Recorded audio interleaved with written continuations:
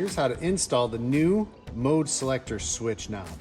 Now we have this in all different colors that match your interior stitching or your seat belts or your gauge cluster, and super simple install.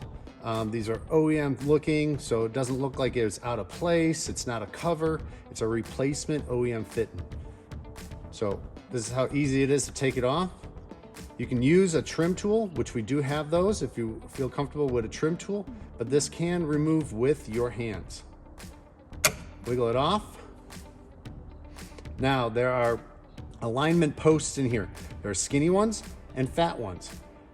There are skinny openings and then the receiver fat openings here. So you want to line up the skinny alignment pin with the skinny alignment opening here.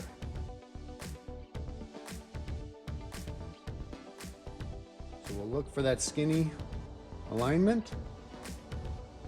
Don't press too hard. If you don't have it aligned right, it will not go. So do not press too hard and it'll easily slip over. And there you go. Gives a little flare of color to an otherwise mostly black area here. Just a little bit of color. Easy removal. And you could replace it.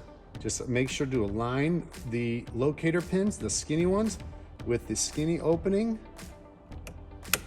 Pops right back on. You can find this and more at radiatorgrillstore.com.